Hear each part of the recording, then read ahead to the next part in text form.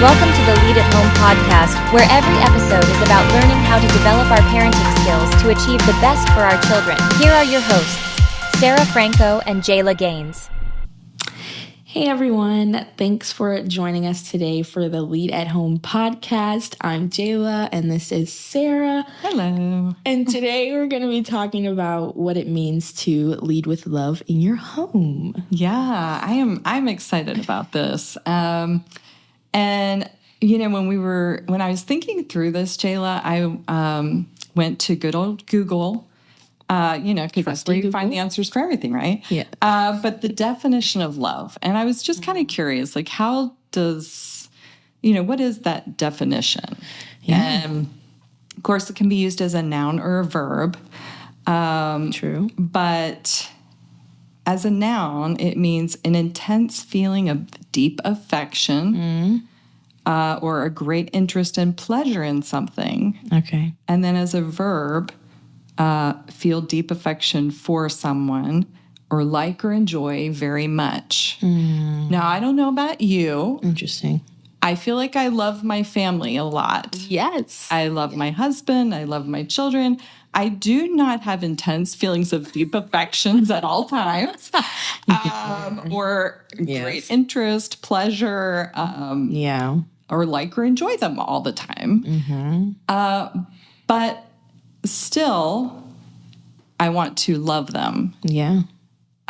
So what does that look like then? If we are, I don't know, if we're talking about loving, leading at home with love,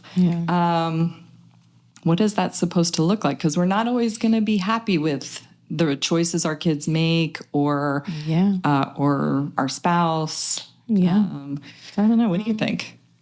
Well, for me, I think that it shows up kind of a lot just in my relationship with my husband. I feel like as a younger mom, I wear a lot of hats.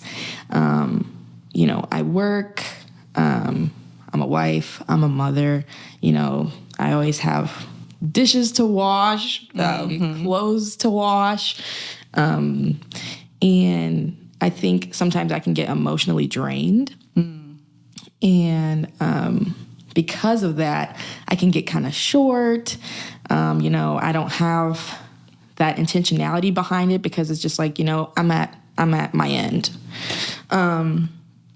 But I think that loving someone is a choice. And you have, like with any choice, you have to consciously like put that energy behind it.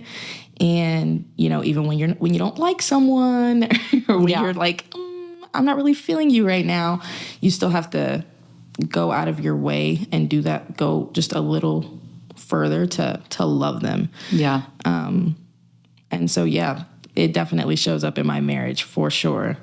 Yeah. I think for me, it's hard to love at times. Number one, based on how I'm feeling. Am I sleep deprived? Am I that's a big one. Am I hungry? Yeah. And also on the behavior of another person. Sometimes I hate to say it, but are they behaving in a way that I want them to behave? That's a good point. And that maybe it's easier to love then.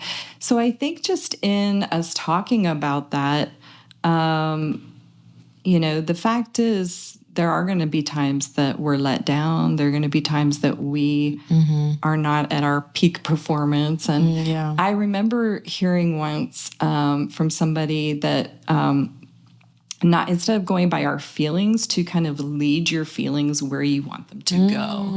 That's good. And so, so it's kind of one of those, like, if I want to have love in my home, and I want that with my husband, I want that with my children, it starts with us, with each person that's listening, it starts with you. To choose that, like you said, it is a choice.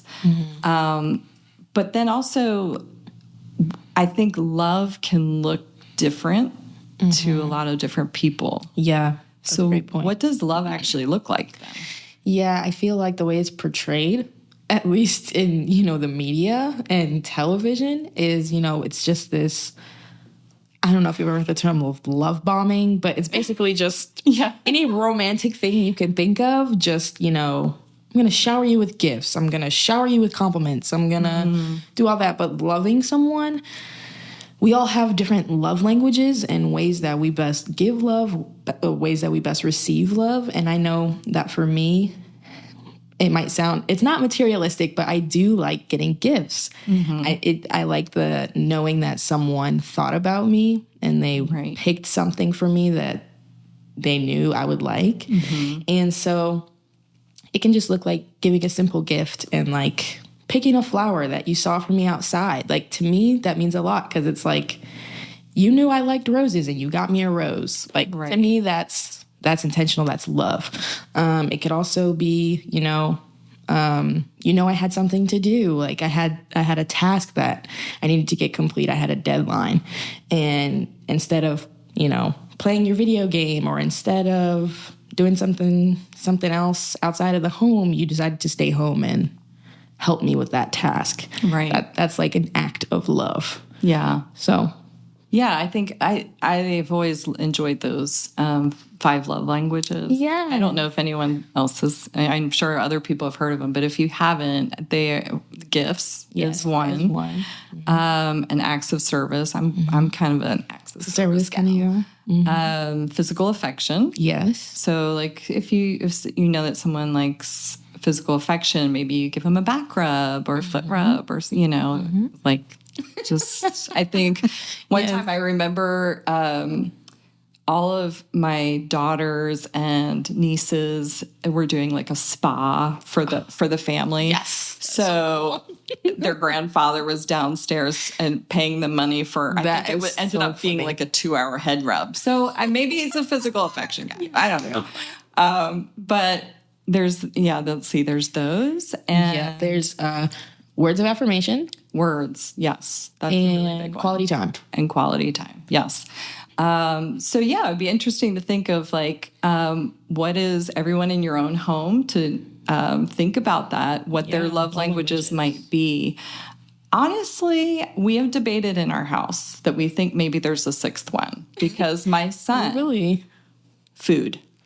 Oh, that's definitely one. Because it's one of those things, like someone said, well, that would be an act of service because you're making him his favorite food.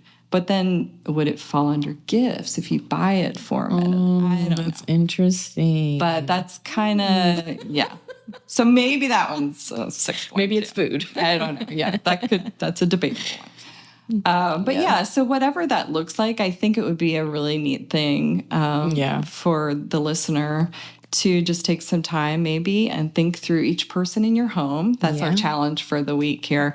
Yeah. To just think through each person in your home and maybe ask them some questions that might help you get to that answer.